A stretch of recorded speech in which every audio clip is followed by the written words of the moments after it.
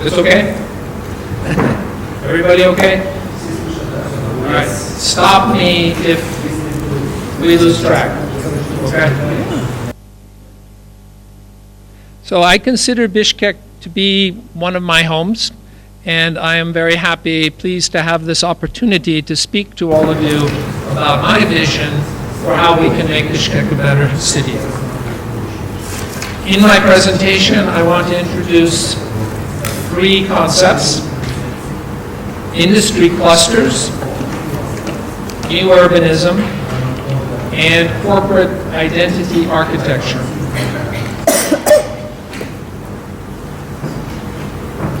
This is where I go to school. This is our new campus. I hope you all will visit if you have not visited already. It was opened in 2015, and we take great pride in the architecture of our building. If you look closely, we built in our identity, A-U-C-A, ΑΟЦΑ, part of the design. I have a business background. I am not a real teacher. I spent 20 years in working for Hewlett-Packard and another 10 years in economic development in Silicon Valley in California. So I bring a business perspective to how I see cities and how I see cities operating. I'm currently teaching a class on urban development at АУЦА. So to begin, for you students here today, I have a question for you. Does Bishkek have a soul?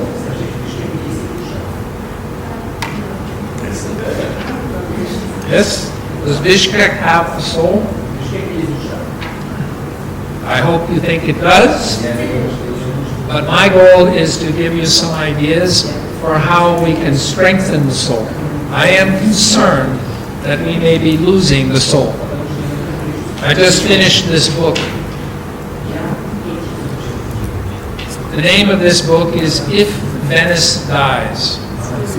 And the idea behind the book is that it's very easy to destroy a city and to destroy a city's soul if we don't take care of it. So I'm hoping that all of you will go on in your careers to help develop and protect the soul of the city of Bishkek. So what's happening? Why are we in danger of losing our soul?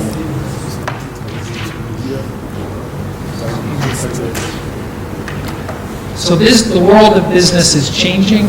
Businesses are becoming smaller and more agile. They want to be close to their suppliers and their partners. They compete for workforce. You may know that many of our workers, many graduates, they leave Bishkek for other countries and for other cities. We need to compete. The city of Bishkek needs to compete to keep our students here and attract more talented workers. We need an urban form that also supports innovation, speed, networking, creativity, collaboration, excitement, and possibly most important, luck. This is a very important word and something we can actually build into the city. Workers have also changed. Workers have much more mobility. They are more free than they used to be to move around. And they look for these kinds of capabilities. Affordable housing. They want to be able to walk to work or ride a bicycle. They want to find daycare centers for their children. They want to get to parks and recreation centers easily. They want to have coffee. The number of coffee shops in this city is amazing, and this is a good thing, and this is important for workers. And they want to take classes. They want to continue their professional development. So how can Bishkek win the battle for workers. What can the city do? What can architects, what can planners do to help Bishkek attract a good workforce? One of the critical things that I believe has to change is the relationship between developers and the employers in the city. So it used to be that we trusted city government to develop a good, healthy plan.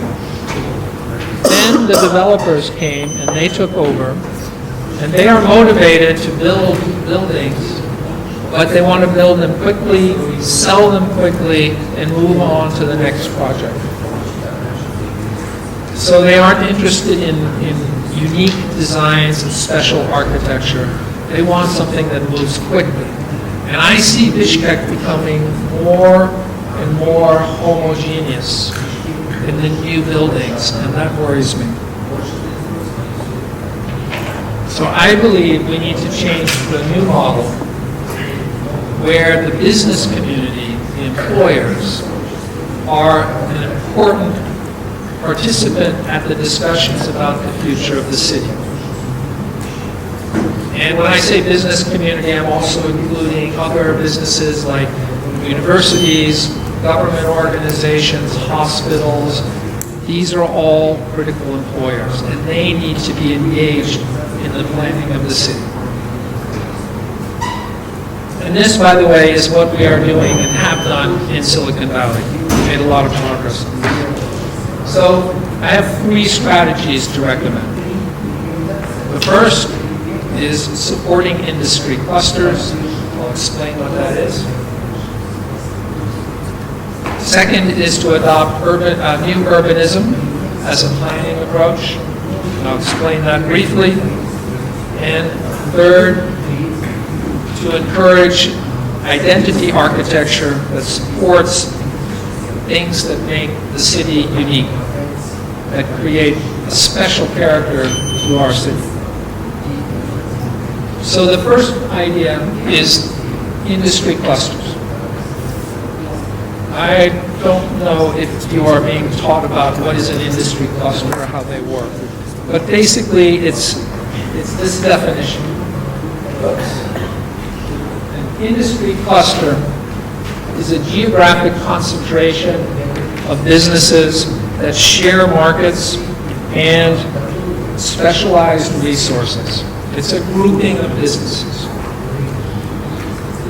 The professor at Harvard University, Michael Porter, did a lot of research on this, and he finds that where we have industry clusters, the companies gain unfair competitive advantage against companies that are not in an industry cluster.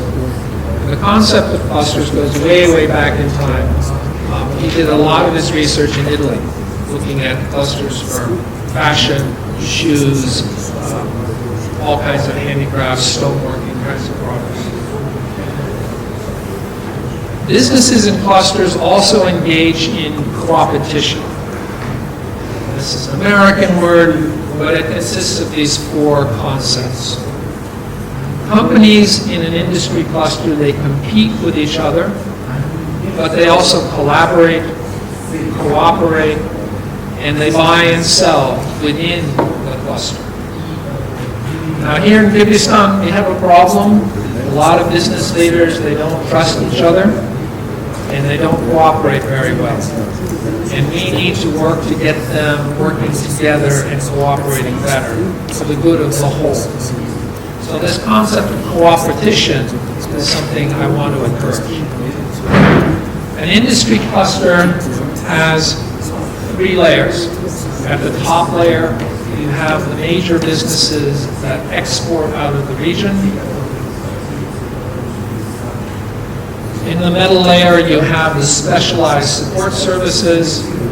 And at the bottom layer, you have the universities, and you have the labor unions, you have lawyers, hopefully lots of lawyers, and insurance companies, banking, and so on and so forth. So these 3 layers comprise a cluster. And here I've illustrated the idea with a medical cluster. At the top, hospitals, clinics, dentists, surgical centers. Then you have laboratories, test labs, pharmacies, medical schools, and at the bottom level, you have logistics companies that know how to handle medicines and specialized equipment. Waste disposal, big problem in the healthcare industry, and of course the Ministry of Health and Government Services. So this is an example cluster. Here are some examples that we see in Bishkek. We have clothing, of course, banking, big industry of banking, tourism, healthcare, education, government, media, a lot of media companies here, software, food processing. So we have clusters here in Bishkek. What can we do in designing the urban form to support the special needs of these clusters? Clusters want to be close to their suppliers. They want to have easy access and movement, good transportation systems. They want to solve problems quickly. They want to help with finding workers, finding the best quality workers, professional development services, easy access to law firms, trade associations, and so forth. Here's an example of an urban form. The city of San Jose, when I first moved to Silicon Valley, was a dead city. No one was there in the evenings. People would go into the city of San Jose, they would work, and then they would leave. They would go back out of the city to their homes in the suburbs. But starting in around the 1970s, they elected a mayor, Susan Hammer, and she said, we have to fix Bishkek. We have to fix San Jose. And so they started building housing in the downtown, and they attracted the software industry. So this, for example, is a small software company. The name of it is Electric Cloud. And there are many now software companies in downtown San Jose, and they are in these restored, old, brick, historical buildings. These buildings turn out to be great programs. They really like them. But it's important that tech people also be able to walk to their homes and their coffee shops, and so the downtown now is becoming revitalized. And they made a lot of progress. These two circles relate to how much time it takes to walk. From here, this is 5 minutes, and this is 10 minutes. So this is the main city center. The mayor's office is over here. My office was here later on. And this is the train station. So there is a new center, a second center, that is emerging in downtown San Jose around the train station. So the planners are looking at walkability. Very, very important. And now the city is very proud to announce they have permitted an office building that does not have any parking places. And the reason is because public transit and walkability in the city is now so good that they don't have to waste space on parking places. This is a great accomplishment, and the city is very proud of this. My second concept is new urbanism. New urbanism is an approach to urban planning that started in the 1990s, has spread through much of the United States. It learned a lot from Europe, and European cities are also adopting new urbanist principles as they deal with the legacy of the modernist movement. The key idea is planning development approach based on the principles of how cities and towns were built during the last several centuries, walkable blocks and streets,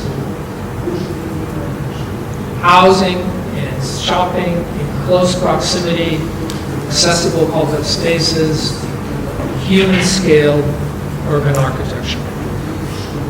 I'm not going to try to teach you new urbanism, but a few key points. Mixed use, walkability, bicycles, small streets, consistency of design without uniformity, in other words, not modernism, public spaces, density, restore, fill in, reuse, instead of tearing down and rebuilding. And a key point, and this gets to my argument relating to industry, is community engagement. Bring the people together to design this community together. The tool is called the design charrette. And it's a very, I've participated in a couple of them, very powerful tool for getting community engagement.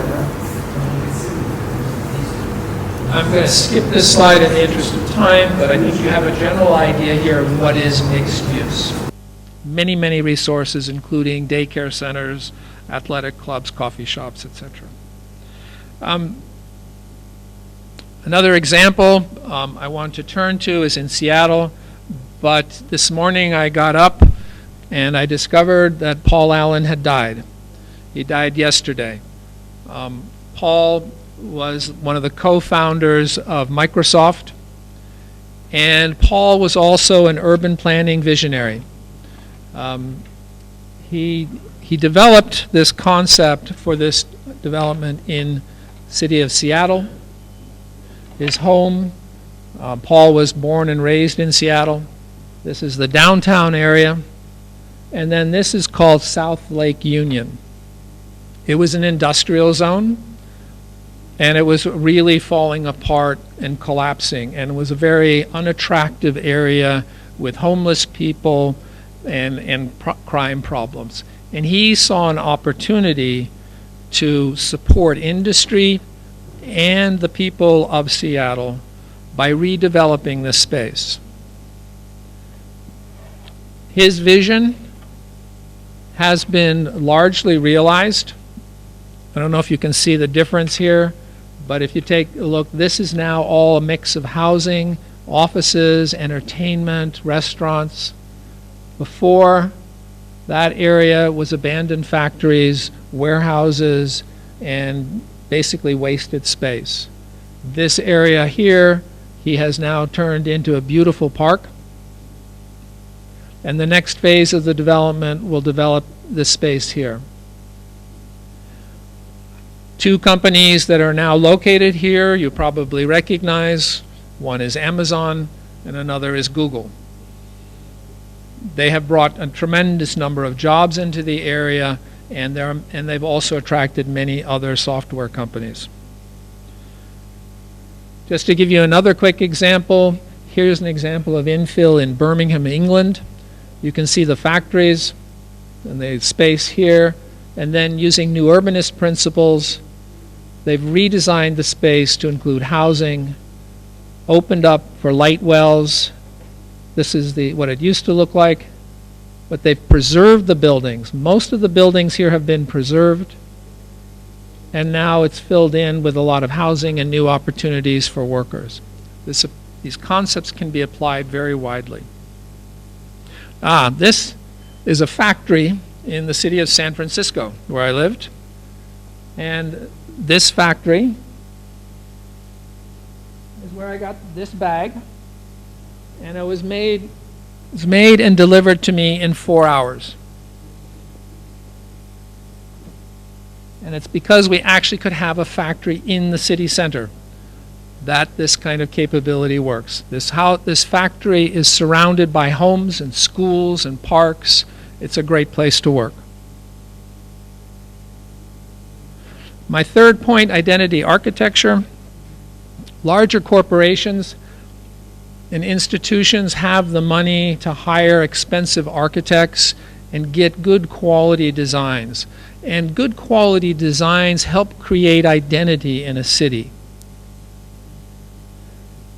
There are big challenges in many new cities across the world of them all looking the same.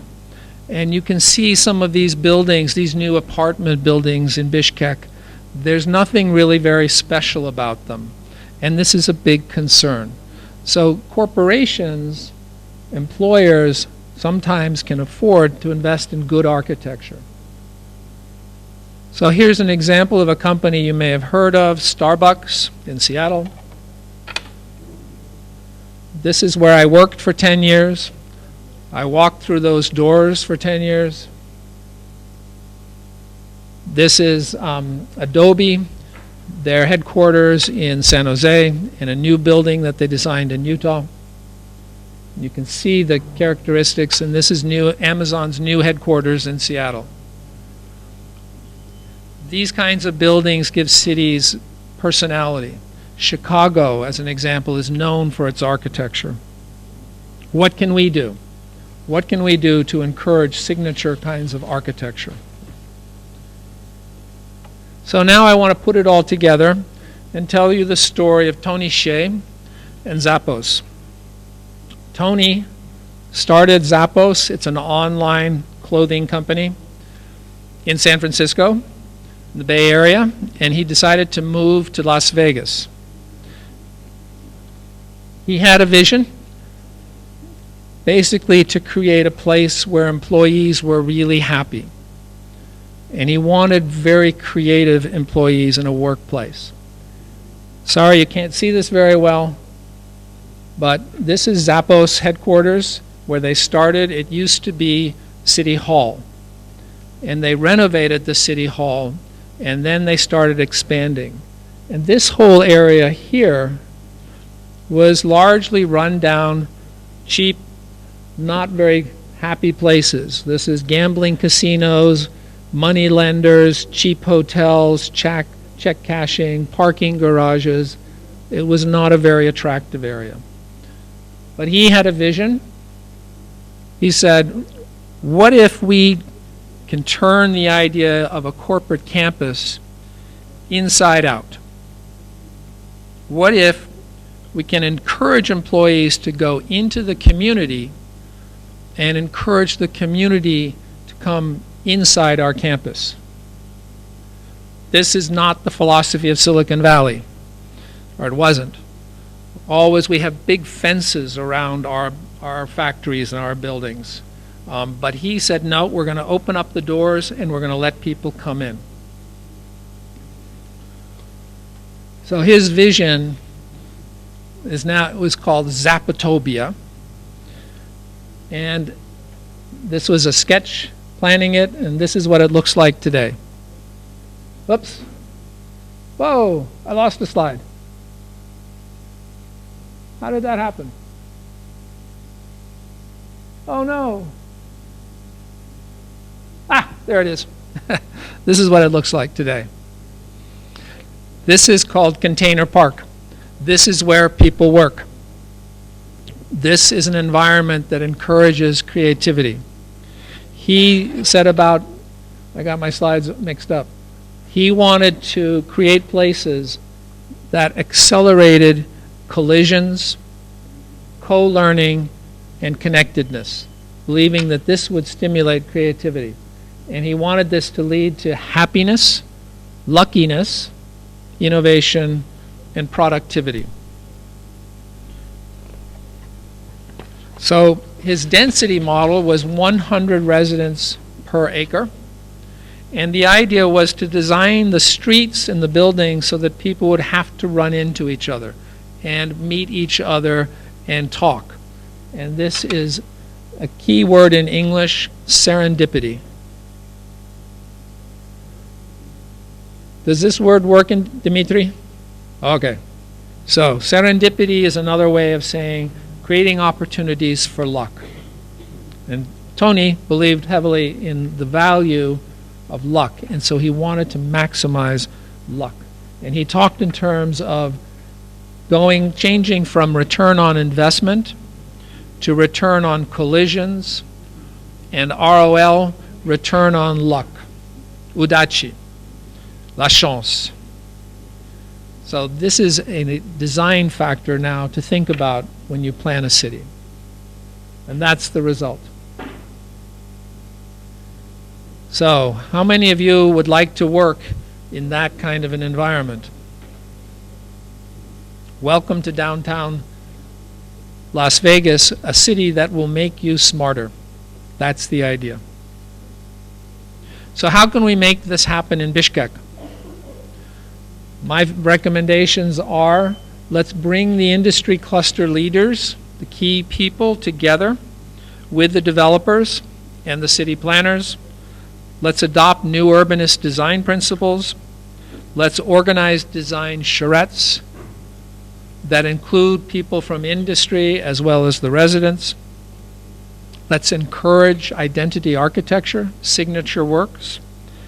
Let's bring in the lenders and the developers who have to learn new tricks. And let's have long-term strategic thinking. So my vision for the city of the future, for Bishkek, is that Bishkek will engage with the local business communities, with the business clusters, to plan a city that attracts the best workers, grows the economy, improves the quality of life, and gives us a lot of luck and a soul. We can work together to help Bishkek strengthen and grow its soul. Thank you very much. Udachi, bonne chance.